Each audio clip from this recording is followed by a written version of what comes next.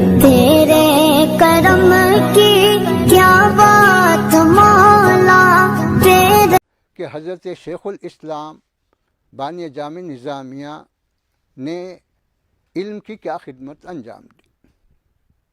اس پر اگر ہم غور کریں، اس کا جائزہ لیں، تو آپ کو پتہ چلے گا کہ دیکھیے ہمارے دکن میں، اس علاقے میں دینی مدارس کا مطلب جو ہے یہ نہیں تھا کہ کوئی بڑا مدرسہ ہو جہاں پر بچوں کے خیام طعام اور تمام سہولتوں کا انتظام ہو اور وہاں پورا ایک نظم ہو اور بچے وہاں سہولت سے آسانی سے تعلیم پا سکیں.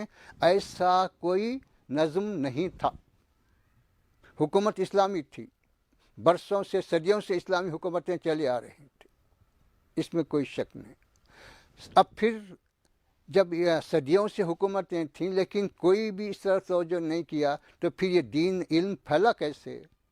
تو اس زمانے کا رواج یہی تھا کہ مختلف علماء اپنے اپنے مقام پر اپنی پسند کا درس دیا کرتے تھے. کوئی تفسیر کا دے رہا، کوئی فقہ کا دے رہا، کوئی حدیث کا دے رہا، کوئی ماخوذات کا دے رہا. تو طالب علم ان تمام کے پاس پھرنا کہ حدیث پڑھنا ہے تو حدیث والے کے پاس جانا، فقہ پڑھنا ہے تو فقہ والے کے پاس جانا، منطق پڑھنا ہے تو منطق والے کے پاس جانا، پھر جانا ان کی اپنی سہولت کے ساتھ جانا. ہم اپنی سہولت سے نہیں جا سکتے، انہوں جب وقت دیں جائے. تو اس طرح سے جو ہے انہوں نے محنت شاخہ کے ذریعے علم حاصل کیا. لیکن جب حضرت شیخ الاسلام نے یہ دیکھا کہ لوگوں کے اندر ایک تو ہمتیں اب وہ باقی نہیں رہیں جو اسلاف میں تھی، کہ اسلاف کی تاریخ تو یہ بتاتی ہے کہ ایک حدیث کو لینے کے لیے کئی سو میل کا سفر کیا کرتے تھے. ان کی تاریخ یہ بتاتی ہے کہ وہ علم حاصل کرنے کے لیے وطن چھوڑے، خاندان چھوڑے، گھر چھوڑے، بار چھوڑے، سب چھوڑے، علم حاصل کیے. لیکن اب وہ ہمتیں لوگوں میں باقی نہیں رہیں. ایک دوسرا جو ہے یہ دیکھا گیا کہ یہ سہولتیں نہیں ہونے کی وجہ سے بہت کم لوگ ہمت کر رہے ہیں تعلیم حاصل کرنے کی، علم کی طرف بہت کم لوگ توجہ کر رہے ہیں. اس وجہ سے تاریخ میں جو ملتا ہے ہم کو چند مشہور ناموں کے سوا اور کوئی دوسرے نام نہیں ملتے. اب کچھ اور چھٹ گئے ہوں گے لیکن کوئی کثرت کے ساتھ اس کا تذکرہ نہیں ملتا. اگر کچھ مدرسے تھے بھی تو وہ جو ہے صرف اس بستی کے حد تک محدود تھے کہ وہی بستی کے لوگ ہی جائیں گے، پڑھیں گے، باہر والا تو آ نہیں سکتا، پڑھ نہیں سکتا، اس کو کوئی سہولت نہیں. پھر آپ نے دیکھا کہ اس وقت مسلمانوں کے پاس حکومت ہے، مسلمانوں کے پاس دولت بھی ہے، دنیا کے ساری چیزیں موجود ہیں، لیکن کمی کس میں ہو رہی ہے؟ کمی دین میں ہو رہی ہے.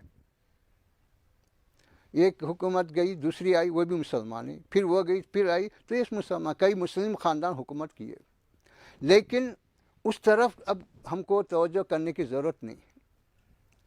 تو ان بزرگوں کا نقطہ نظر یہی تھا کہ حکومت کوئی بھی رہے، حالات کچھ بھی ہوں، ہم کو حکومت کو دیکھنا نہیں ہے، حالات کو دیکھنا نہیں ہے، ہم کو یہ دیکھنا ہے کہ ہم دین کو کیسا بچا سکتے ہیں، دین کی اشاعت کیسے کر سکتے ہیں، اور اس کے کیا اسباب ہیں، اور ہم کس حد تک اس کو اختیار کر سکتے ہیں.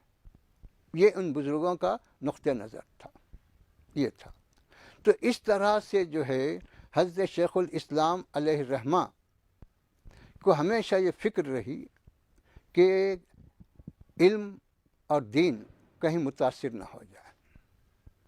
ایک تو انتظام نہیں ہونے کی وجہ سے متاثر ہونے کا خدشہ تھا، دوسرے دولت کی فراوانی کی وجہ سے بھی دین کے بگڑنے اور علم کے کم ہونے کا اندیشہ تھا.